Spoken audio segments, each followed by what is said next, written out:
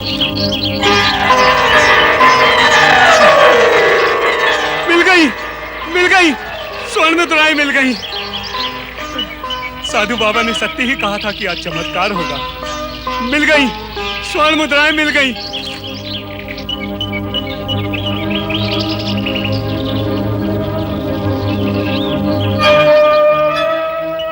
हमारे साधु महाराज ने हमें बताया था कि आप कोई राजपुरुष हैं।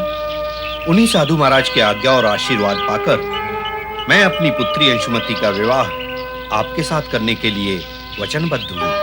किंतु इतना बड़ा और महत्वपूर्ण निर्णय लेने से पूर्व आपको मेरे विषय में जान लेना आवश्यक होगा। आप राजपुरुष हैं, शालीन हैं, विनम्र हैं, क्या इतना पर्याप्त नहीं है? जिसे आप राजपुरुष कह रहे हैं वो एक राजभ्रष्ट दरिद्री है। बाल्यकाल में ही कहें तो जन्म लेते ही मेरे माता पिता स्वर्ग सिधार गए थे।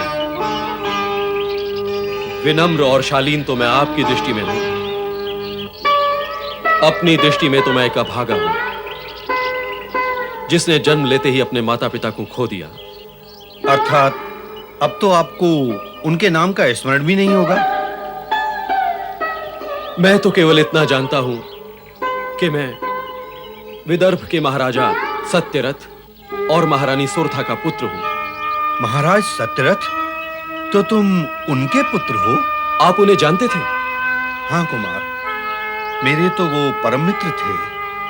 संभवतः तुम्हें याद ही ना हो कि उनके शत्रु वृषध्वज ने छल से उनका वध किया और उनका विदर्भ राज्य भी ले लिया। किंतु तुम चिंता ना करो, मेरी सारी सेना तुम्हारे साथ है। तुम शीघ्र ही विदर्भ पर आक्रमण करके पुनः अपना राज्य प्राप्त कर लो। किंतु इससे पूर्व मेरी पुत्री से विवाह करो।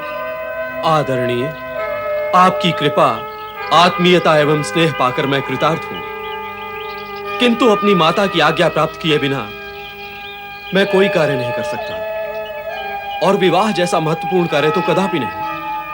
कारण मेरी धर्म माता उमा मेरी स्वर्गीय माता से भी बढ़कर है। उन्होंने न केवल मेरे प्राणों की रक्षा की है, अपितु मेरा पालन पोषण भी किया है। ये धरती तुम जैसे पुण्यात्मा पुत्रों के कारण धन्य है कुमार।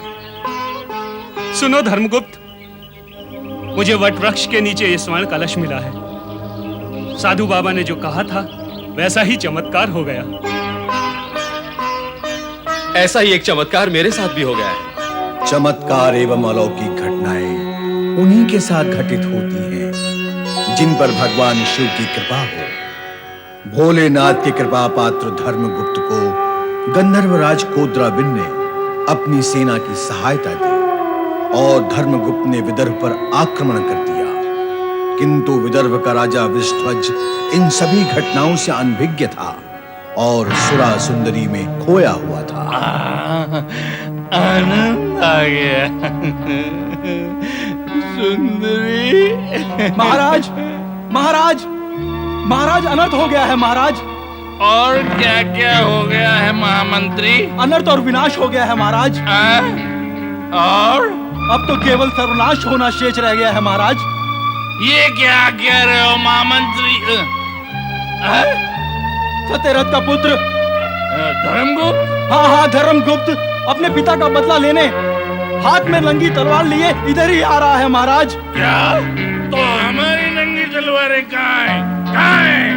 वृषध्वज, मेरे पिता के हत्यारे, क्या करेगा अब तू तलवार का?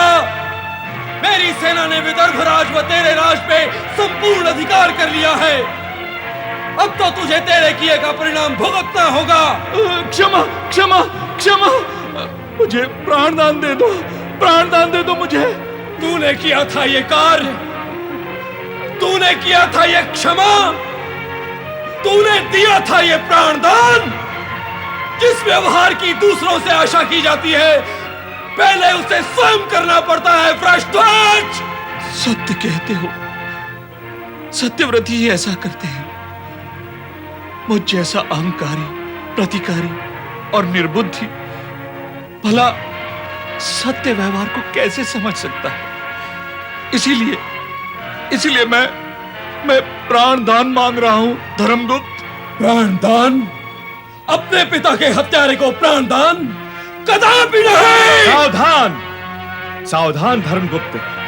हत्या के प्रति हत्या को हत्यारे और नीच वृत्ति वालों का कार्य है, शिव भक्त का नहीं, धर्मगुप्त का नहीं। मुझे प्राणदान दो धर्मगुप्त, मुझे प्राणदान दो। दिया, हमने तुम्हें प्राणदान दिया, किंतु एक वचन दो कि तुम विदर्भ राज के विरुद्ध कोई षड्यंत्र नहीं करोगे। मैं वचन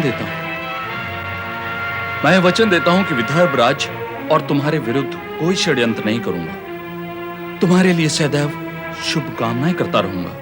शिव भक्ति का प्रचार करते हुए सदाचार से अपना राज्य चलाते रहो।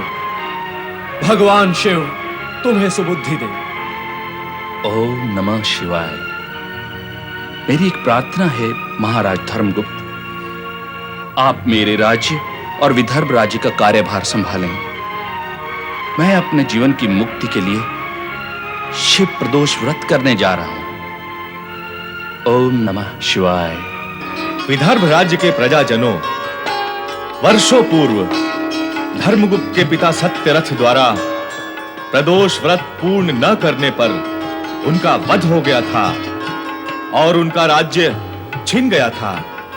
आज धर्मगुप्त द्वारा प्रदोष व्रत पूर्ण करने पर वो राज्य पुनः प्राप्त हो गया है। ये सब शिव प्रदोष व्रत की महिमा का ही परिणाम है।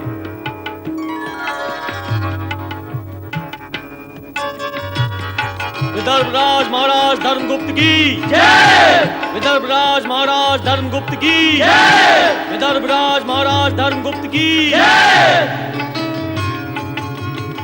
इस शुभ अवसर पर मैं घोषित करता हूं कि शीघ्र ही मेरी पुत्री अंशुमति का विवाह महाराज धर्मगुप्त के साथ धूमधाम से संपन्न होगा।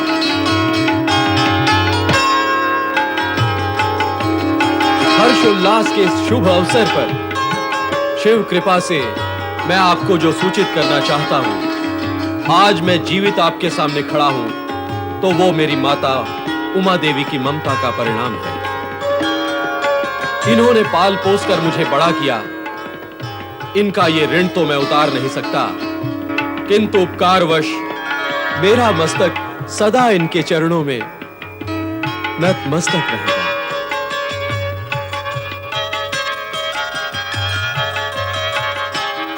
आज से इन्हें इस राज्य की राजमाता होने का सम्मान प्राप्त होगा। राजमाता की जय! राजमाता की जय! और मेरा भाई शुचिव्रत राज्य संचालन में मेरा पूरा साथ देगा। अब आप सब मिलकर प्रेम पूर्वक मेरे साथ बोले, पराग पर ब्रह्म परमेश्वर की जय! भगवान शिव शंकर की जय! नारायण नारायण। प्रणाम। ये सब भगवान भोलेनाथ और माता पार्वती की कृपा का फल है। अतीत की समस्त दुखद घटनाओं से हमें यही शिक्षा प्राप्त होती है कि हमें शिव प्रदोष व्रत से कभी विमुख नहीं होना चाहिए। देवर्षि नारद सत्य कह रहे हैं। मैं ये घोषणा करता हूं कि हमारे राज्य के ग्राम ग्राम में शिवालय का निर्माण होगा तथा शिव शक्ति का प्रचार होगा। बोलिए हर हर महादेव, हर हर महादेव, हर हर महादेव, हर हर महादेव, हर हर महादेव, हर हर महादेव। शिव की लीलाएं अगम्य होती हैं।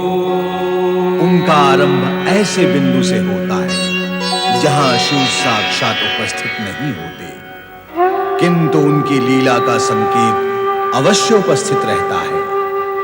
कश्यप ऋषि की पत्नी दक्ष पुत्री दिति ने एक साथ 2 दैत्य पुत्रों को जन्म दिया। ये दोनों दैत्य जन्म लेते ही युवा हो गए। जगत के विनाश के लिए एक असुर ही पर्याप्त होता है।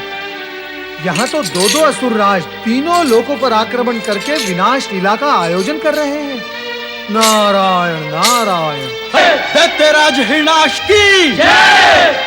ये विनाश लीला का तांडव प्रारंभ होने से पूर्व ही इस कटु सत्य की सूचना मुझे भगवान भोलेनाथ को दे ही देनी चाहिए। नारायण नारायण।